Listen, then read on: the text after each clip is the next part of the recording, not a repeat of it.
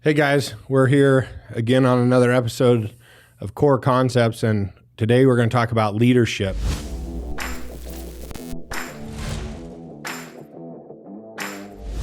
Well, our goal is always to provide as much actionable content in a short amount of time as possible to you, the listener. So, what inspired today's topic is, we were discussing what can we actually talk about that's going to give people the most value today. And when we look at all of the questions that we get, from other business owners, it comes down to, a few topics, that we hear again and again. And, some of those questions look like, hey, how can I attract more talent into my company? How can I, keep the talent that I do have? Things I can do to improve it. How should I structure their pay to motivate them? How do I keep them?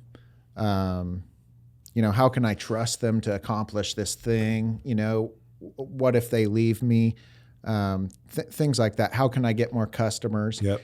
And really all of these questions come back down to like one thing. How do I grow my business? Right? So I think the most impactful way that we can start on this topic of how do I grow my business is talking about the leadership, because every business is, capped by the leader, right? The organization cannot get better until the leader gets better. As a matter of fact, Peter Drucker, we talked, Marcus and I talked about this last week we had a leadership retreat for our team. And, Peter Drucker has a saying called the bottleneck is always at the top of the bottle. Oh, right. Yeah. And, that was not referencing your favorite beer. Right. That's referencing your business. Right. And all of the things that we think, we need the answer to, like all of these questions, those are just the bottlenecks that we are experiencing today, right? But like, of course, no question really gets answered until you ask the question. So it's great that we're asking questions, but we want to make sure we're asking the right question. Yeah. So, let's start with that, Dustin. Like, let's just break it down. Like, what does a leader mean to you? What does leadership or leader mean to you? Well, when I think about that, I think about all of the things that, a leader does in and for an organization, right? So like one of the most important things that I think a leader does is they set the mission, right, for the company. And I know that, I'm personally of the same like mindset, right? Where I came along and I thought, earlier in my career, you talk about mission statements and core values, and if you asked me this, 10 years ago about a mission statement or core values, I probably would have rolled my eyes. Like it didn't mean anything, right? Like, yeah. What are we like going to pick from like this bouquet of like integrity? All of these like virtues, right? Like they seem so corny and scripted. And I think that a lot of the time that's the result of not really knowing, what is inspiring you as a person, as a company, and until you really dig in and find out what that mission is, right? It's going to be that way for you and your people, right? Like they're not going to believe you're serious about it, right? But as soon as you actually go and establish a mission that you believe in, like it is going to bring everything together. All of the decisions that you make are going to get made around, hey, is this something that's going to bring us closer to accomplishing our mission? Yeah, I agree with that. It brings the energy, it brings a passion, it brings a purpose, it brings all these things that your team can get behind now and go push and brand your company. allow the customer experience that should be had, that you're wanting and driving towards, versus this scripted or I use the word integrity because it just seems like it's in everything. It's in It's integrity cliche exteriors or in whatever. It's a I'm not cliche word saying at that's this a point, bad name right? for your company. I'm just saying that it's a cliche thing. It's like something that should be given, right? Well, I think like words like excellence and integrity and customer centered, like those are what I would call like tuition, right? Like everybody, if you're going to be in business and be like successful in business, like you already need these things, right? Or if you don't have these things, it's going to work against you. Okay. So if You need to go further than just like a descriptive word. Like, one of the things that Marcus and I have determined in our company is what is really, a big part of our mission is providing opportunities, for growth and improvement. We always want improvement, and that can be internally or externally. We want the people in our company to improve their skills. They get more valuable as an employee, as a person. They're more satisfied in their job. They're rewarded internally and externally for becoming more valuable, right? Yep. And I think that everybody benefits from that, right down to the customer. Yeah. To just simplify what you just said, basically what we found is that you have to find your energy, you have to find your passion, and then you can create your mission. You can create your next step in your leadership for your team to get behind, right? Not just coming up with that cliche word. And if that cliche word happens to be in your mission, that's okay, right? We're not saying it's wrong to have in your mission or your statement. It's an adjective. 100%. But if that is it, then get behind it 100%. Make sure that that's where the passion is, not just some word you pulled out of the dictionary because it meant this is a part of a mission statement. Well, and I think that when you're, establishing your mission statement, a lot of us think about it from an external standpoint, like how is the public going to perceive my mission statement, right? And forget about all that. Empower your team. Forget what the outside looks like, right? Like if no matter what your mission is, be real about it. Mm-hmm. Doesn't matter how it appears to the public, right? But I have a feeling for most people, their actual mission, when they dig down and really find what it is and can verbalize it, yeah, the public can get behind that. 100%. Yeah. I mean, when we started, I can say this, if you would, our mission was work hard. I would say that our mission was make money. Yeah. Right. Okay. We're trying to survive. Yeah. Right. Yeah. That's if I was real about it in the first couple of years, make that payment. Right. Yeah. That's my mission is make some money. Right. Yeah. Yeah. That's not probably when I look at that from a public perception, that's not a very cool mission statement. Right. And that'll only take you so far. Yeah. Right. Yeah. As you start to go through business, and really, as you start to get other people involved in your company, that's when you start finding out oh, there's more to this than money. The people start to matter more than the money, right? And you start, as you educate yourself as a leader, these things start to click in place, and you start to realize, hey, I don't even need to chase the dollars. The more good I do, the more value I'm providing. Mm-hmm.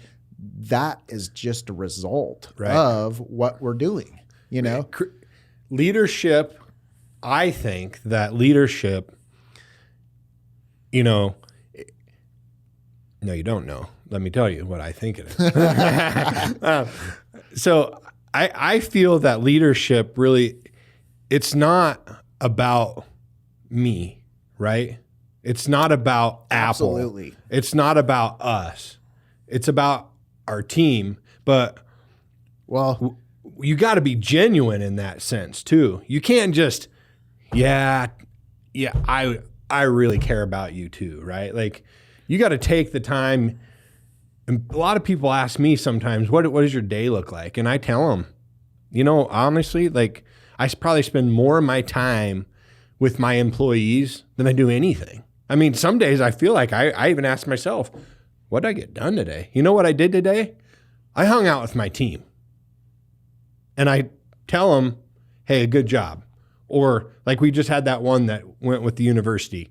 What an awesome experience, right? That's something we could get behind. Like you knocked us out of the park. We had no inspection recalls, no nothing, no punch list items, no nothing. We could get behind that, and that comes from leadership. I really think like what you said earlier was, you know, once you become a leader, it's not about you anymore. It's more about them, right? Like when you're not in a leadership role yet, like your duties really lie within like what you do, right?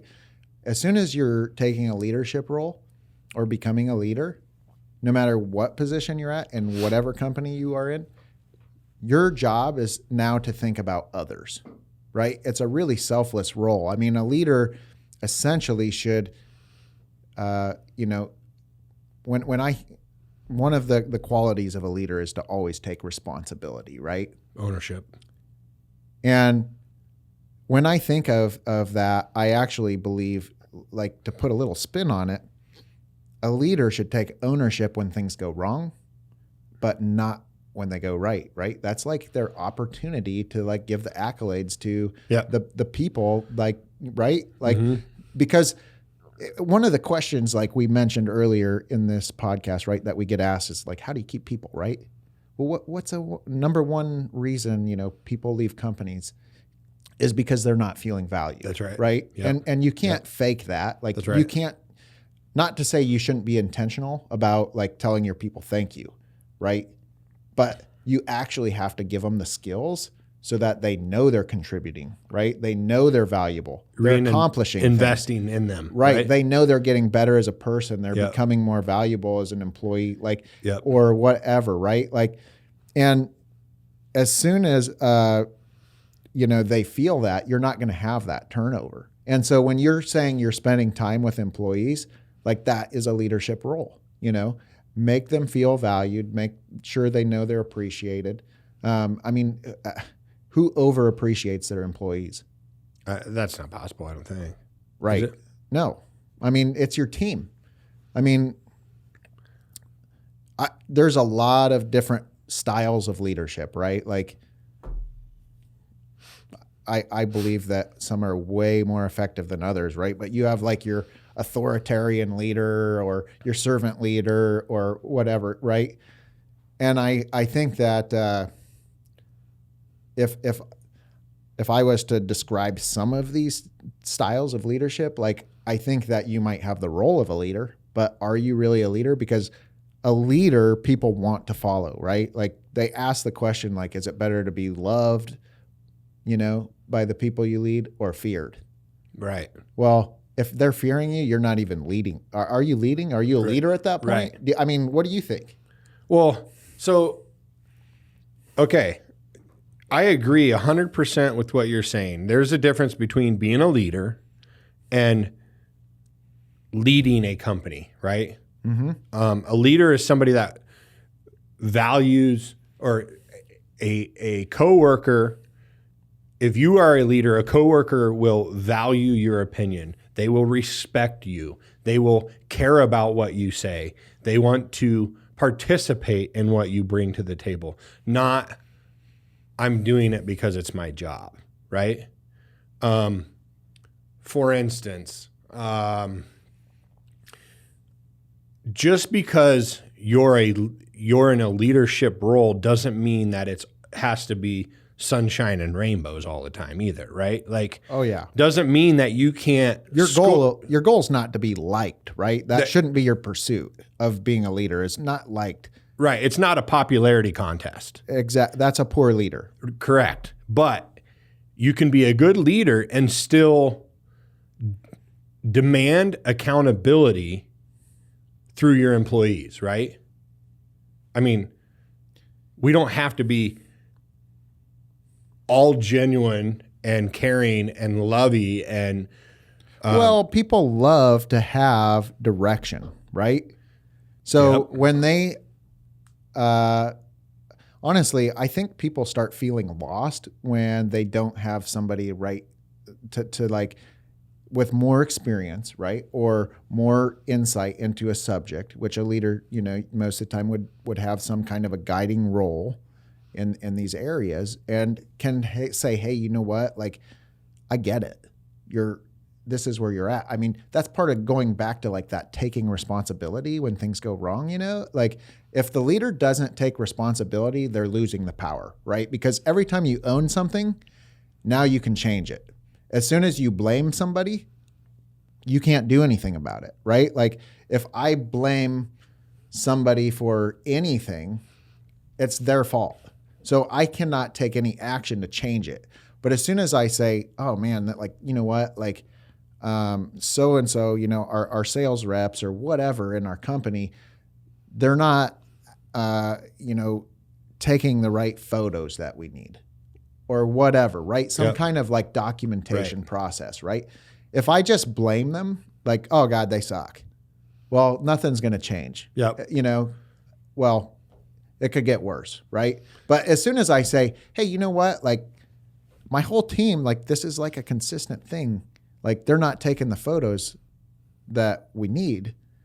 What can I do about something must be wrong, right? It's like everybody. It's not like this isolated incident. It must be a me thing. Like I can do something about this. And let's just say you go and develop a software process that like makes it really simple for them. Or you take a sheet and you laminate it and say, hey, you know what? If you want to do your job excellently and perfect, like here's check mark this off. Or you make some process that makes it easier. Now you've owned that problem and you can solve it. Yep. Right? Help them along the way. Don't just scold them for the things they're not doing right, right?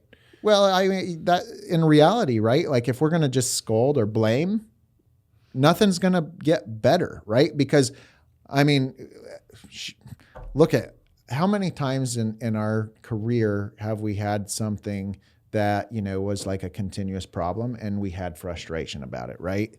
Like many times, right? Photos, right? We still have it sometimes. Right. Did you get all the overview photos?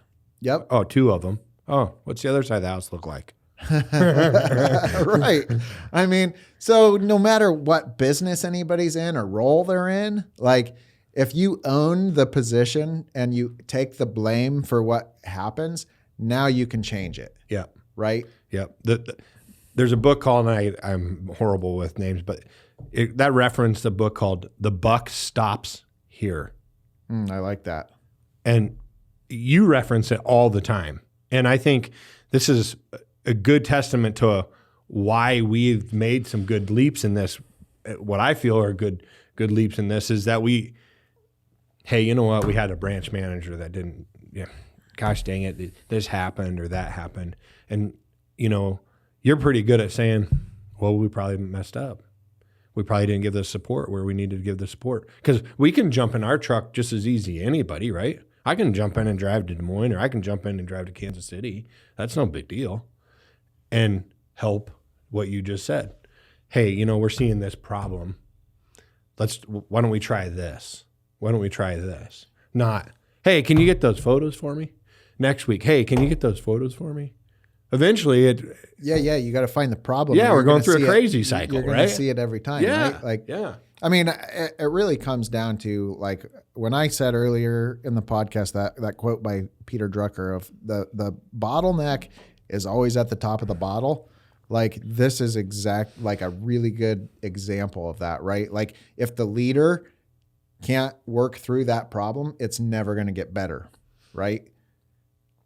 As soon as the leader gets better, the leader's better, right? And if the leader's better, then the whole team the company's going to be better, 100%. Right? And like as soon as the leader's better, the team's better. As soon as the leader's better, the client's better off, right? Like and that's why I'm saying like this is the most effective thing that people can do to scale their company is work on the leadership. I mean, we talked about this at our retreat. Yep. Is what if there was no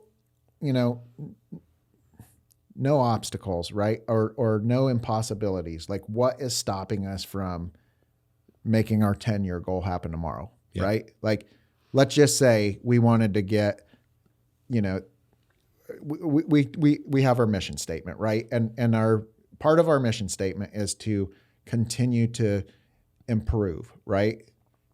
But part of that is also to like bring other people in to benefit from our improvements, right? And that could be clients, that could be employees. So if we want to benefit, 100 times more people than we're benefiting today, let's just say, how can we do that tomorrow?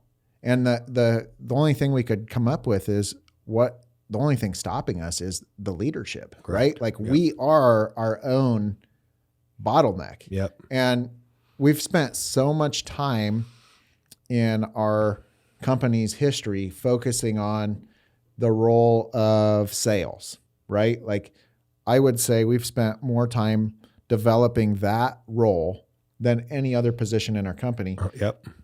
And I think in the last, couple years, we've been forced out to start focusing more on the leaders.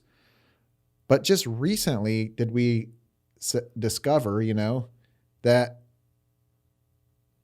until or as soon as we really dive into like the leaders in our company and improve that, like the sky's the limit. Right. Right. If we had the right leadership, we could open, 50, 100, new branches next month. Right. Like we would have a different set of problems. Right. But like today, that is our problem. And I think that's a problem in most companies, whether you're one branch or 100 branches, right? Like it doesn't matter what revenue company is at, or even looking at it from an individual standpoint, right? Like as soon as you get better, everything else gets better. Well, I think that's like a perfect segue into what I was going to say is that as leaders, I think in entrepreneurs, you go down this path of I'm going to do it. It's faster for me to do it. I know how to do it. I don't trust them to do it, right? And when you can step out, challenge yourself to step outside of that box and say, I'm going to lead this person through this. I'm going to trust this person to make those calls. And then when they make that call, good, right, or wrong, it's a decision that was made. What was the statement you said? Done is done. Done is better than not done. Or done is better than perfect. Yeah, exactly. It's done. They made a decision. If they made a mistake, it's okay. Probably you're probably going to make it through it. Well, and allow them to grow. Right.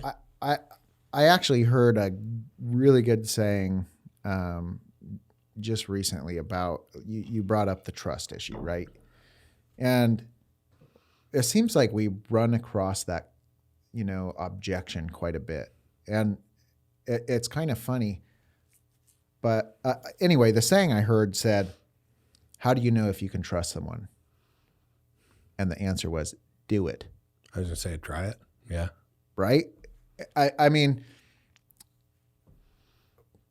most of us, if you can't trust your people, like you're either being overbearing or you have the wrong people, right? Mm-hmm. But regardless of what the answer is, you can change that. That's within your power to change. Right. Right. So like start trusting people or, find out if it's you or them.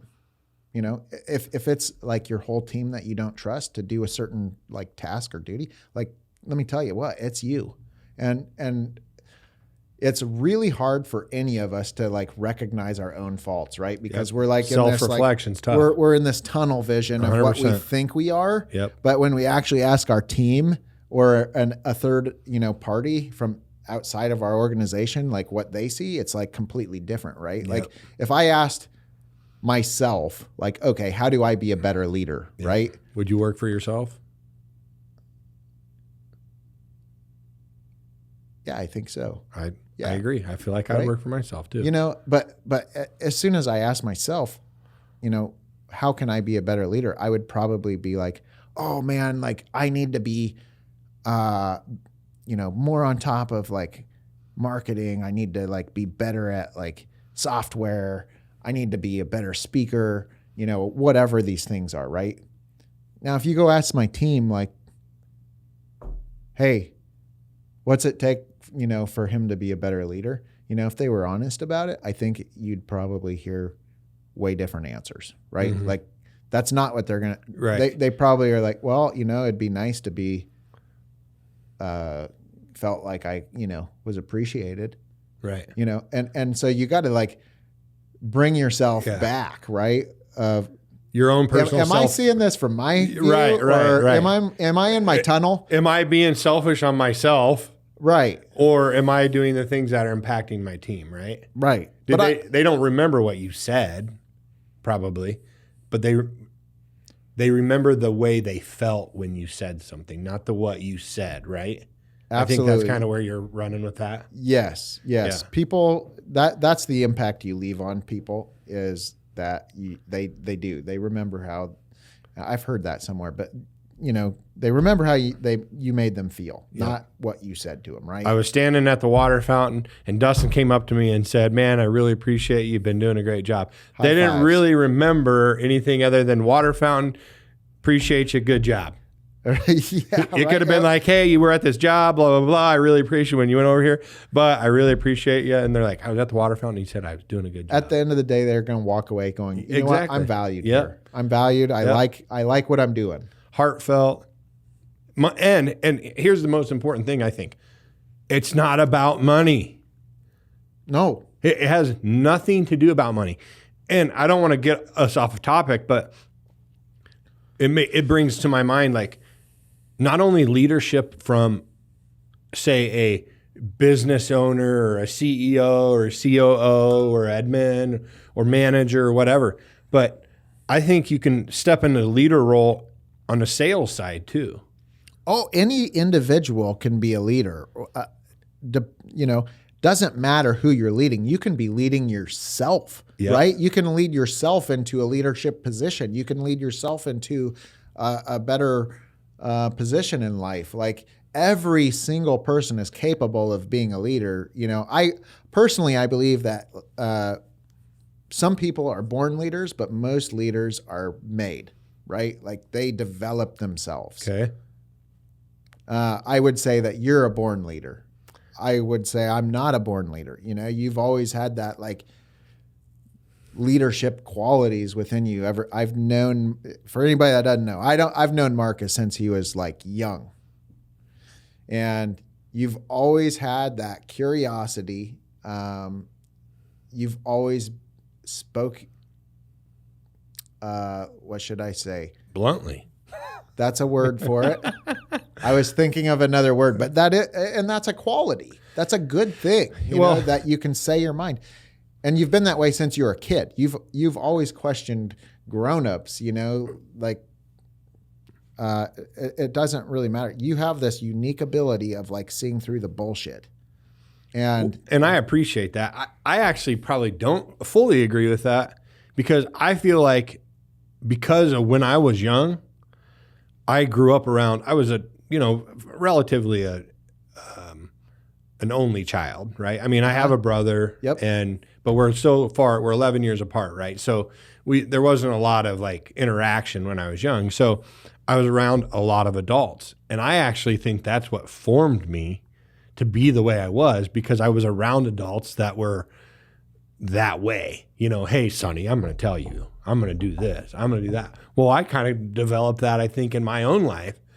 And I was like, oh, well, I'm just going to say what I think too then, you know?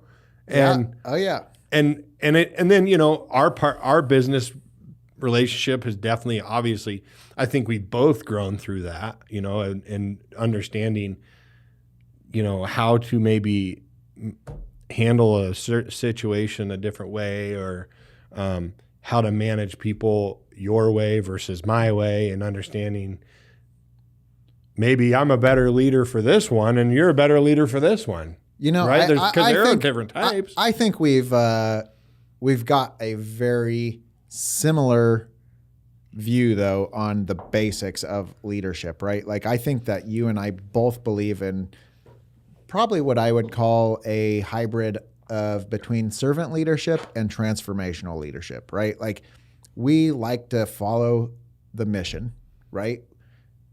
We also like to, be that like servant leader. I don't think there's like, nobody should latch onto like one style of leadership. Right.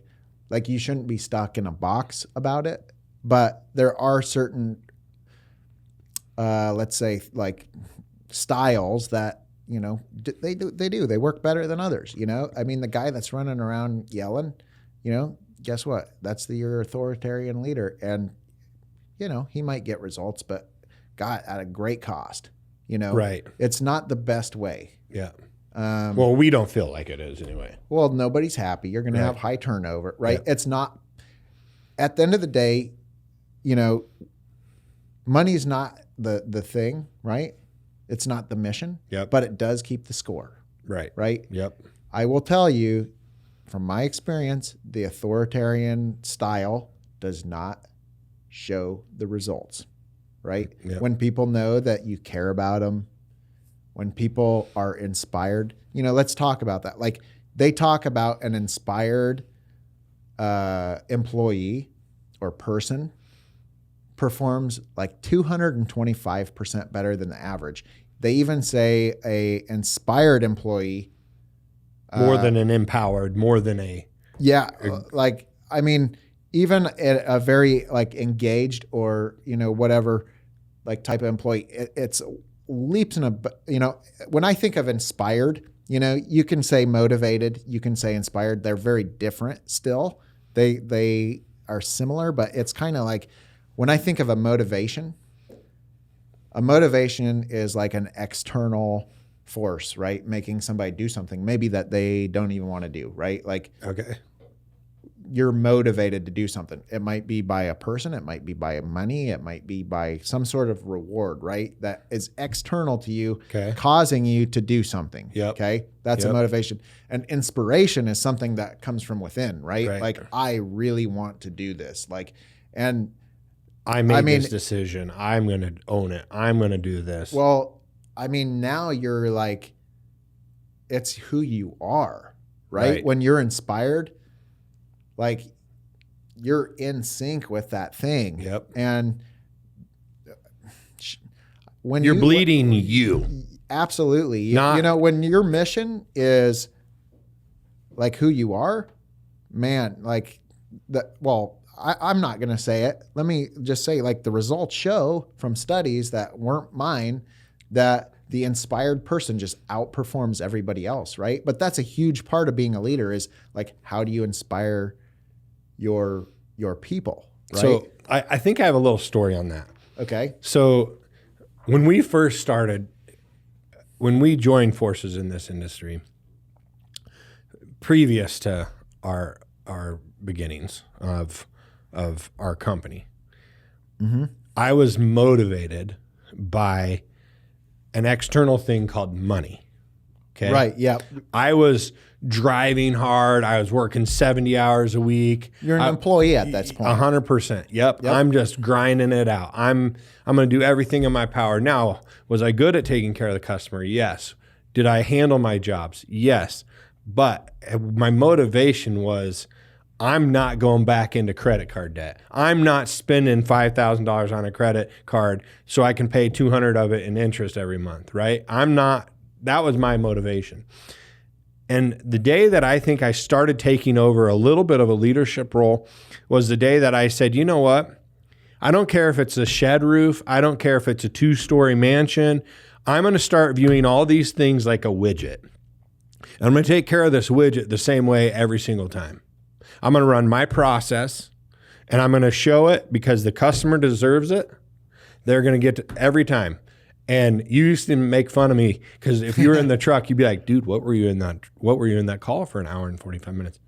I don't know, man. I was going over the process. I know, but it's a $7,000 roof. It wasn't no mansion. I know, but I had to tell them the whole process. We had to go through it. And I think that was the day when I said, I'm going to get inspired. I'm going to create my own leadership. I'm going to form what I think needs to happen. And it wasn't too long before that, you and I are like, let's let's do this. Like, we can go further than we've gone. Oh yeah. I those kind of experiences, Marcus, are what like made me say like, this guy's got some, like he is somebody that has to be on the team, right? Like those are the people you need on your team. But like as a leader now today, and I think every person can relate to this, especially entrepreneurs, is like, okay, how do I get my team to think that way, right? Like, how do I get them on board? How do they think like I think? How do they value the customer or the relationship as much as I do? And, quit caring about their commission or whatever and worry about providing like this top-notch experience. Like all of the leaders are thinking like, how do I get my team to do this? You know what I mean? Like that's their thing. And I really, when I think about, I think that comes down to culture, right? Because, and I'm going to define culture. I think the best definition I've heard about culture was the way things are done around here, right? Like if that's the way things are done around here, that's what the leader inspires in the company. Yeah. And the people start to say like, oh, well, that's the way things are done around here. You know what I mean? Like almost derogatory. Like it's the way things are done here. Well, I'm not thinking out of it as a derogatory. Oh, okay. But, Okay. Well, you need to elaborate. Yeah. Well, I just when you said it like that, it made me think of like, oh, well, this is how things are done around here, so do it that way. Well, in a sense, yes, right. But like, I understand why you're saying derogatory, but I'm going to say that from like an expectation standpoint, right? Like. People, are going to kind of do what's expected to a degree, right? Yep. But they're also going to form like their own internal like inspiration based on that. And when they see a leader that performs a certain way, that like is grinding every day, like he's passionate, they're going to now start to like follow into that culture, right? Like they see how much the experience of the customer means to the leader. Now the person, that you're trying to inspire is going to be inspired by that, right? Because like when you think of inspiration as a leader, like how do I inspire my people? Like when we think of inspiration, we think of like hoorah. Right, excitement. Yeah. Like, can I get, I'll tell you from, personally, when I think of like hoorah, you might think of like, okay, God, think of that movie, right? Where, Wolf of Wall Street's yelling at the top of his lungs in front of the people and they're all like getting excited and whatever, right? Like, but that's not me. I know that. Yep. And not saying that that's not great because you do have some of those qualities, but there are a lot of ways that somebody can be inspired. Right. Outside of that, that is one method. Right. But like when they see somebody, let's put it this way, you can't fake passion. There's a lot of things you can't fake. And when they see that in you, they become. Yeah, it shows through. Absolutely. Like they know, hey, you know what? Like that's the way things are done around here. Yep. That's the way I see it. Got it. Does that make? Yeah. Oh yeah. 100%. He's busting his ass. He's doing his thing. Hey, that's how things are done around here. This is what we're doing. This is the stance we're taking. We're here to win. We're going to drive like this. Well, right. I mean, the leader always needs to be,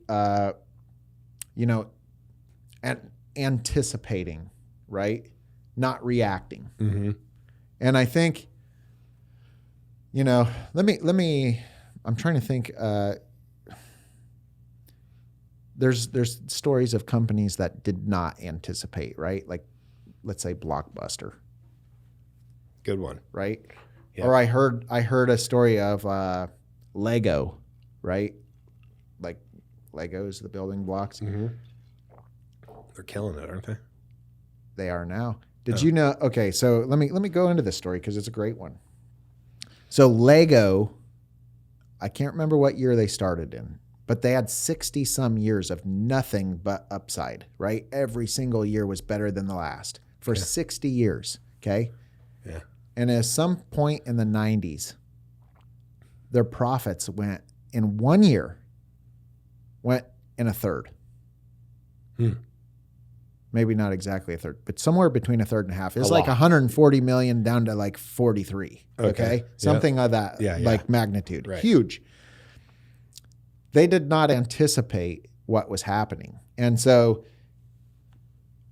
what really come out of it was they discovered that video games became a thing in the 90s, right? Like kids are now like, that's what happened. And like video games became like this new digital way that kids were playing, right? Before that, like, I mean, I grew up with Legos. I didn't have video games, you know? I mean, Atari was around, but you know. Not everybody had an Atari. Yeah, it's pretty rare, right? Right. And, the funny thing was I can't remember what year it was, but Steven Spielberg actually came up and approached Lego and said, hey, you know what? Like this new Star Wars thing is coming out. Like, let's have the Star Wars Lego, right? And whoever was the old leader in Lego, I think it was like the grandpa or whatever, right, that owned it. He was like, over my dead body, right? And the grandson was like, oh no, I see this. He's like, we got to do this, right? Themed Legos. Right. And I heard this story in this podcast I was listening to. And this grandson was like, yeah, we got to do this. He like seen the vision, right? And so he said, okay, boom, Lego like exploded because of that. Like everybody was like, oh my God, the Star Wars things. The kids were like, I got to have this like Star Wars Legos, you know, it's so cool. And, you know, Lego took that and said, you know, like they rediscovered like their own company and like what their mission was, what they're doing. Refocus, whatever. Yep. Yeah, reinvented themselves, right? Yep. Unlike like say Kodak, right? Yeah. Or Blockbuster, right? These other stories, they anticipated what was happening.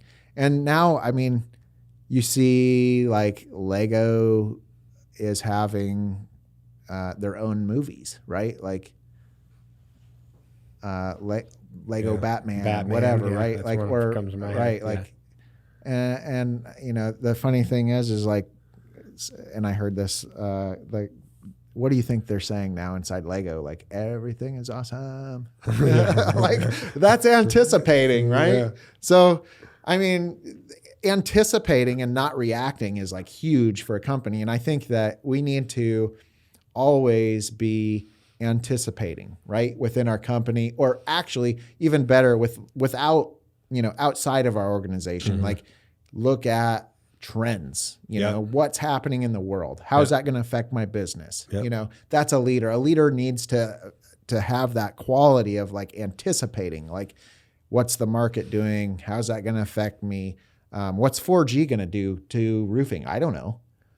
But we should start anticipating that. 4G or 5G? Oh, damn, it's 5G. My bad. Yeah.